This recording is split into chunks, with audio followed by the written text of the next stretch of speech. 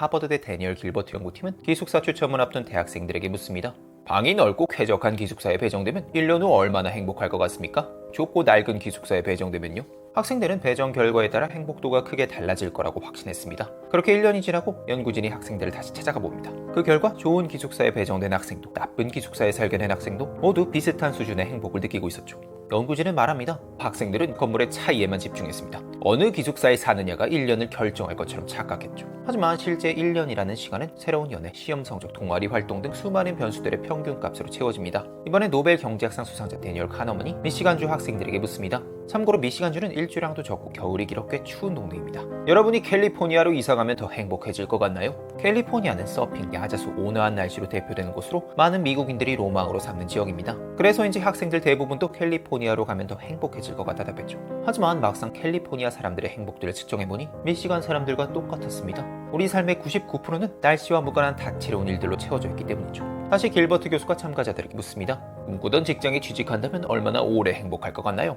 연인과 헤어진다면 얼마나 오래 힘들 것 같나요? 대부분이 그 감정이 적어도 수개월 이상 지속될 거라 예측했습니다. 하지만 실제로 그런 일을 겪게 된 사람들을 추적해보니 좋은 일과 나쁜 일 모두 그 지속시간은 예측의 절반에도 미치지 못했죠. 노스웨스턴대 심리학자 필립 브링만은 로또 당첨자와 일반인을 각각 22명씩 모읍니다. 누가 더 행복했을까요? 놀랍게도 당첨자들과 일반인들의 행복도는 비슷했습니다. 게다가 당첨자들은 맛있는 밥 한 끼, 친구와의 대화, 좋아하는 음악을 들을 때 일반인보다 훨씬 적은 만족을 느꼈죠. 캐나다 맥길 대학의 연구팀은 쥐가 버튼을 누르면 자신의 뇌 속 보상 회로를 직접 자극할 수 있도록 설계합니다. 그 결과 쥐들은 먹는 것도 교미하는 것도 심지어 잠자는 것조차 잊은 채 지쳐 쓰러질 때까지 버튼만 눌러댔죠. 과거엔 이 버튼이 주는 쾌락 자체가 도파민이라고 믿었습니다. 하지만 현대 뇌과학은 도파민의 진짜 정체를 밝혀냈죠. 도파민은 쾌락 그 자체가 아닙니다. 도파민은 기대와 현실의 차이에 반응하죠. 한마디로 도파민은 좋은 것을 얻었을 때 나오는 게 아닙니다. 예상보다 더 좋을 때만 터지는 녀석이죠. 과학자들이 원숭이에게 달콤한 주스를 줍니다. 처음 주스를 마실 때 원숭이의 뇌는 도파민을 폭발시킵니다. 전혀 예상치 못한 횡재였으니까요.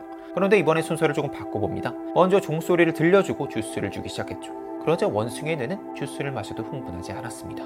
종소리가 들리는 순간 뇌가 이미 눈치를 채버리거든요. 아, 이제 곧 주스 나오겠네. 막상 주스를 마셔도 뇌는 이렇게 반응합니다. 뭐 당연한 거 아니야? 주스의 맛이 변했을까요? 주스는 똑같이 달콤하지만 의외성이 사라지는 순간 도파민은 멈춰버립니다. 기준선이 100층에 가버린 뇌에게 친구와의 수다 같은 10층짜리 소소한 경험은 행복이 아닙니다. 기준선보다 90층이나 낮은 지루하고 하품나는 경험일 뿐이죠.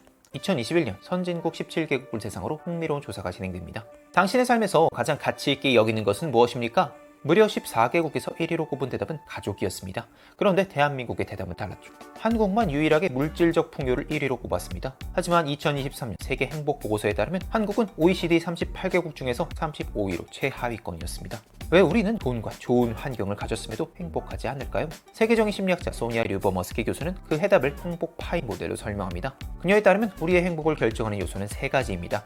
50%는 부모에게 물려받은 낙천성이나 불안도 같은 기질, 즉 유전적 설정값이고 10%는 연봉, 집, 외모, 건강 같은 환경, 나머지 40%가 우리가 일상에서 선택하는 생각과 행동입니다. 긍정심리학의 거장 에드 디너 교수는 행복한 사람들의 공통점을 샅샅이 분석합니다. 결과는 사람들의 예상을 빗나갔죠. 그들은 매일매일 특별하고 황홀한 기쁨을 느끼며 사는 게 아니었습니다. 아침에 창문을 열었는데 불어오는 바람이 좋았어요. 점심에 동료와 나눈 시시한 농담이 진짜 웃겼어요. 퇴근길에 제가 좋아하는 노래가 버스 라디오에서 흘러나왔어요. 사실 이런 순간들은 덜 행복한 사람들의 일상에도 똑같이 존재했습니다. 하지만 그냥 스쳐 지나갔을 뿐이죠. 나중에 승진하면 더 특별한 날이 오면 그땐 진짜 행복할 거야. 이렇게 미루면서요. 여기서 디너 교수는 더 중요한 사실을 발견합니다. 평소에 강렬한 긍정 감정을 갈구하는 사람들은 부정적인 감정도 그만큼 더 강하게 느꼈죠. 이렇게 감정의 진폭이 클수록 인생 전체 행복도는 오히려 낮아졌습니다. 디너 교수는 이렇게 결론을 내립니다. 행복은 강도가 아니라 빈도다. 그렇다면 이 빈도를 어떻게 늘릴 수 있을까요? 2008년 엘리자베스 던 연구팀은 아침에 캠퍼스를 걷던 학생들을 다짜고짜 붙잡습니다. 그리고는 현금이 든 봉투를 하나씩 건네죠. 어떤 학생에게는 10,000원을, 어떤 학생에게는 50,000원을 주면서 이렇게 말합니다. 오늘 오후 5시 전까지 이 돈을 무조건 다 쓰셔야 합니다. 단 규칙이 있었죠. 절반의 학생에게는 오직 자신을 위해서만 돈을 쓰게 했고 나머지 절반에게는 다른 사람을 위해서만 돈을 쓰게 했습니다. 그날 저녁 연구팀이 학생들에게 묻습니다. 오늘 하루 어떠셨나요? 나 자신을 위해 커피를 마시고 물건을 산 그룹은 아침보다 행복도가 별로 오르지 않았습니다. 하지만 타인을 위해 돈을 쓴 그룹은 아침보다 눈에 띄게 행복해져 있었죠. 재미있는 건 액수였습니다. 10,000원을 쓴 사람이나 50,000원을 쓴 사람이나 행복도엔 차이가 없었죠. 돈의 액수는 전혀 중요하지 않았던 겁니다. 단지 누구를 위해 썼느냐가 하루의 행복을 결정했던 거죠. 대체 남을 위해 돈을 썼는데 왜 내가 행복해지는 걸까요? 뇌의 입장에서 외로움은 심각한 생존 위협입니다. 인간은 무리와 사회적으로 연결되어야만 살아남을 수 있도록 진화했으니까요. 하지만 우리가 타인과 연결되고 싶을 때 가장 두려워하는 게 뭘까요? 바로 거절당하는 것입니다. 하지만 남을 돕는 행위는 이 두려움을 완전히 우회합니다. 내가 먼저 호의를 주는 것이기 때문에 거절당할 구조 자체가 성립하지 않거든요. 그 순간 뇌는 안전한 사회적 연결이 이루어졌다고 판단하고 안도감과 함께 엔돌핀을 뿜어냅니다. 외로움이란 통증이 싹 가시는 거죠. 심리학에선 이걸 타인을 도울 때 느끼는 쾌감, 헬퍼스 하이라고 부릅니다. 그래서 행복을 연구하는 학자들은 이렇게 말합니다. 1시간을 행복하고 싶나요? 낮잠을 자세요. 하루를 행복하고 싶나요? 낚시를 가세요. 한 달을 행복하고 싶나요? 결혼을 하세요. 1년을 행복하고 싶나요? 새 집을 사세요. 하지만 평생을 행복하고 싶다면 남을 도우며 사세요.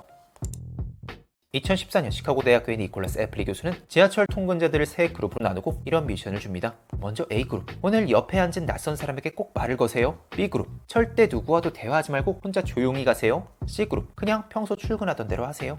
결과는 어땠을까요? 지하철에서 낯선 사람과 대화한 그룹이 가장 행복했습니다. 혼자 조용히 갔던 그룹이 가장 불행했고요. 게다가 말을 걸었을 때 귀찮아하거나 거절한 사람은 단 한 명도 없었습니다. 심리학에는 자기 충족적 예언이란 개념이 있습니다. 뇌는 자신의 예측에 끼워 맞추기 위해 거기에 맞는 증거들만 쏙쏙 골라서 저장하는 편향이 있죠. 침대에 누워 오늘도 완전 망했어 라고 중얼거리는 순간 그 말이 오늘 하루의 파일명으로 덮어쓰게 됩니다. 꽤 괜찮았던 일들은 휴지통으로 들어가고 짜증났던 일들만 선명하게 남게 되죠. 그러니 기분이 나아지기를 기다리지 마세요. 먼저 행동해보세요. 그러면 감정은 꼬리를 흔들며 그 뒤를 따라올 겁니다. 심리학에선 이걸 행동 활성화 치료라고 부릅니다. 우리는 보통 우울하면 기분이 좀 나아지면 움직여야지 이렇게 생각합니다. 하지만 수많은 연구들은 정반대로 말해요. 실제로 억지로라도 입꼬리를 당겨 미소를 지으면 진짜로 긍정적인 감정이 높아지고 에이미 커디 교수의 일명 파워포즈도 같은 맥락입니다. 2분 동안 양손을 허리에 얹고 원더우먼처럼 당당하게 서 있기만 해도 자신감이 솟구치고 적극적으로 행동하게 된다는 겁니다. 실제 호르몬 변화 여부에 대해서는 과학계 갑론을박이는 논란의 연구지만 신체 행동이 마음의 상태를 바꾼다는 큰 줄기는 현대 심리학에서도 여전히 강력하게 지지받고 있습니다. 그러니 머리가 복잡할 때 짧게 샤워를 하세요. 우울할 때 동네를 한 바퀴 크게 걸으세요. 따뜻한 차를 내리고 오늘 좋았던 장면 3가지만 노트에 적어보세요. 2010년 하버드대 매튜 킬링스워스 교수는 참가자들에게 무작위 시간에 불쑥 알림을 보냅니다.